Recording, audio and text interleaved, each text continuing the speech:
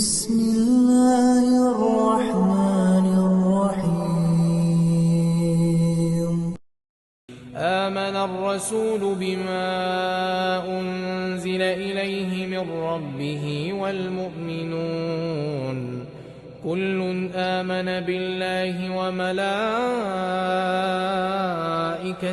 وكتبه ورسله لا نفرق بين أحد من رسله وقالوا سمعنا وأطعنا غفرانك ربنا وإليك المصير.